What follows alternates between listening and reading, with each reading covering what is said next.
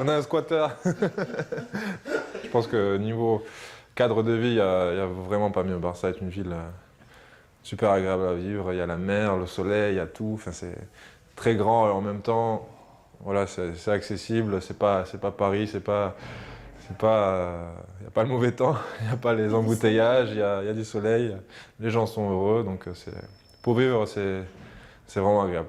Et on mange très bien. On mange bien, on mange très bien. J'ai entendu ça dans les journaux, je suis parti de France pour ne pas plus être présent au niveau des médias après l'affaire ou quoi que ce soit. C'est pas le cas, parce que sinon je serais parti déjà tout de suite après, je ne serais pas resté à Aix pendant 6 mois.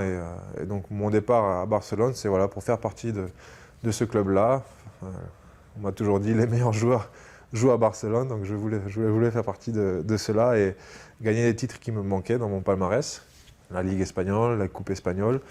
Et avoir la chance de regagner une fois la Ligue des Champions dans ma carrière. Donc c'est tout ça qui m'a motivé. Bonne chance, mon chéri. Merci. Allez, on y va. Alors là, on va au match.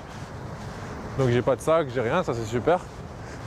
Tout est à la salle déjà, tout est prêt, tout nous attend. Et je vais au match en fait avec Jesper Nodesbo, le pivot danois de l'équipe, qui habite à 5 minutes de chez moi. Et donc on a pour petite habitude d'aller au match ensemble en fait. Et donc on a un point de rendez-vous et là on va au point de rendez-vous. On a notre taxi qui est là. Taxi privé, j'ai mon chauffeur, c'est dans mon contrat. Dans mon contrat, j'ai Jesper Nodesbo qui m'accompagne à tous les matchs.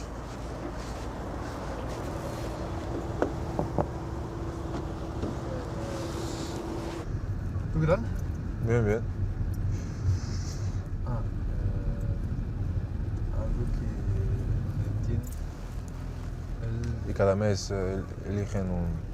Donc mon chauffeur, Jesper Nodesbo, mon chauffeur de luxe, je viens de lui prolonger son contrat pour pouvoir m'amener au match.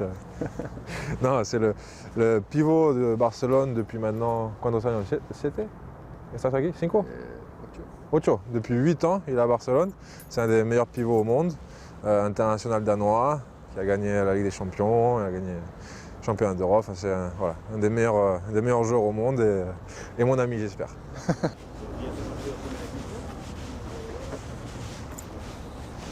Là, tu as notre belle salle, le Palau Blaugrana, salle mythique de Barcelone, juste à côté du Camp Nou. Bien, Bien. Crac. Bonsoir, ¿Qué monsieur. tal? Bonsoir, ça va? Bien. Là, c'est l'entrée des artistes.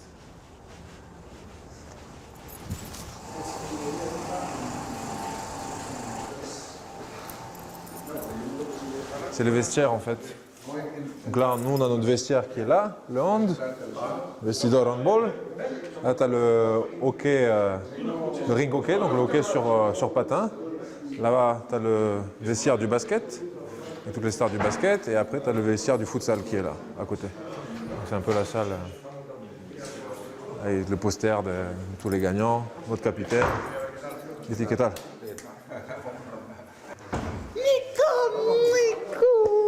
Tchoufi! Ça va? Tchoufi! L'autre français du club. C'est lui qui m'a fait venir, c'est le président adjoint.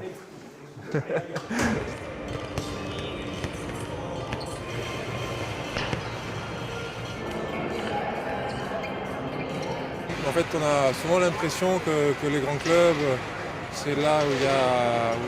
voilà, ce sont des usines, des entreprises, c'est impersonnel. En fait, c'est tout l'inverse. C'est souvent les très grands clubs où il y a le plus sur d'esprit familial, où le respect des anciens, le travail, enfin, les vraies valeurs du sport co sont enseignées. Et c'est vraiment l'association que j'ai ici à Barcelone et dans l'équipe de hand.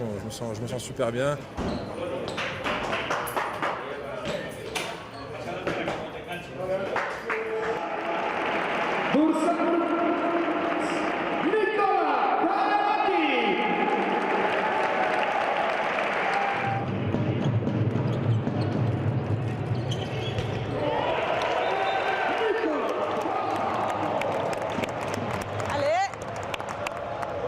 Je suis complètement hooligan. Je me lève dès que quelqu'un touche à Nico, je hurle, je crie, j'insulte, faut pas le dire, c'est en privé. Non, vraiment, je suis fan à 100%. Je pense que c'est de famille parce que j'ai envie de dire de famille parce que sa maman est pareille. Sa maman et moi, on est les deux supportrices debout à chaque action. Voilà.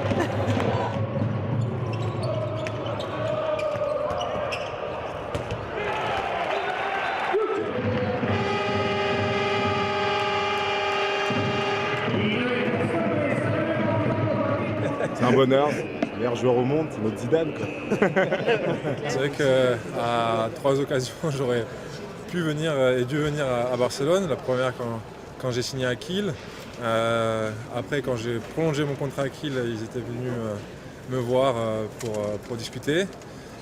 Puis quand je suis parti de Kiel à Montpellier, en fait, j'étais censé aller à Barcelone et finalement je suis parti à Montpellier pour m'approcher de ma famille, de mon père. Et c'est vrai qu'on s'est raté comme ça 3 fois et je ne voulais pas laisser passer la 4e occasion. Oh, toda la familia. Y es un unido de nuestra familia. Eso, voilà. Depuis très jeune, je pense que j'ai acquis un réflexe qui a dû beaucoup m'aider, je pense, dans ma carrière, c'est de m'étirer pendant que je regarde la télé. C'est-à-dire que je peux être là, tranquille, en train de regarder la télé et être comme ça pendant 5 minutes à m'étirer. Depuis tout petit, c'est ça, que ce soit dans le sport ou à l'école. J'ai toujours été compétiteur, en fait. J'ai toujours voulu avoir les meilleures notes de la classe. J'ai jamais supporté être 2e, 3e, 4e. Et c'est un état d'esprit, c'est quelque chose qui était dans mon éducation. C'était quelque chose d'inné que je demandais. Et derrière, j'ai grandi comme ça, voilà, avec cet esprit de compétition, de vouloir être meilleur que les autres. Et avec mon équipe, meilleur que les autres équipes. Voilà, quand tu conjugues l'esprit de compétition, le travail physique et aussi quelques aptitudes, voilà, je remercie papa et maman de m'avoir donné des bons gènes, d'être grand, costaud. Voilà, ben ça, je pense que ça fait un bon cocktail. Alors, tiens, je vais te montrer quelque chose. Hop, si elle veut bien s'ouvrir. Voilà. Ma salle des trophées à Barcelone, la médaille de champion d'Espagne, le dernier grand championnat qui me manquait, après champion de France et champion d'Allemagne. Ça, c'est la Super Coupe d'Espagne. Là, c'est la Coupe d'Espagne qui me manquait aussi à mon palmarès. Champion d'Europe avec l'équipe de France au mois de janvier au Danemark. Petite médaille, mais c'était un très grand titre.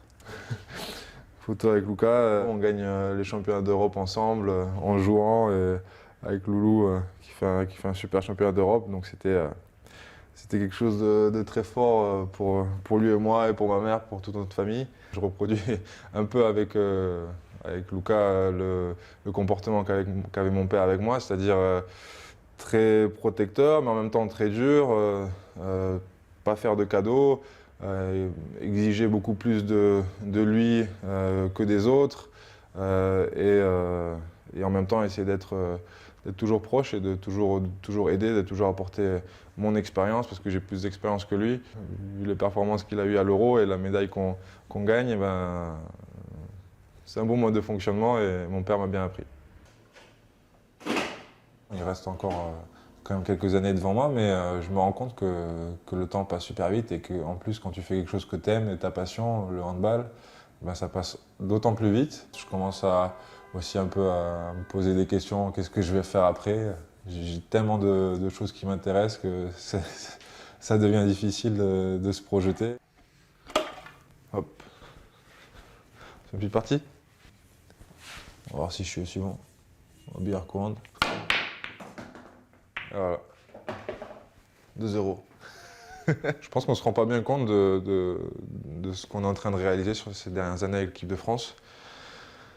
On a tout gagné et les quelques moments difficiles, en fait, c'est juste une défaite à l'Euro en 2012 et en 2013, le mondial en Espagne où on perd en quart de finale.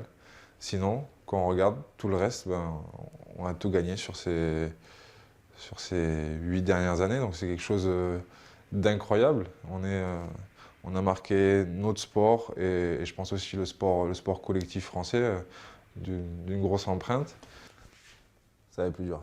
L'Espagne. Ah, c'est pas mal ça.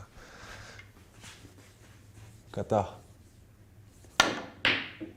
Allez, demande. Rentrée. On veut faire un grand mondial. Ce qui en fait un mondial très important, c'est qu'il est qualificatif pour les Jeux Olympiques. On rentre dans la période des Jeux Olympiques de Rio. C'est un objectif encore plus important pour nous. Et ce mondial-là, voilà, on peut, si on est champion du monde, on va direct aux JO, ce qui serait incroyable, voilà, une double cerise. Et sinon, il faut terminer absolument dans les 8 premiers pour rentrer dans les tournois de qualif pré-olympiques. On est là pour ça, on est là pour gagner, pour porter le handball au plus haut et qu'il y reste pour longtemps.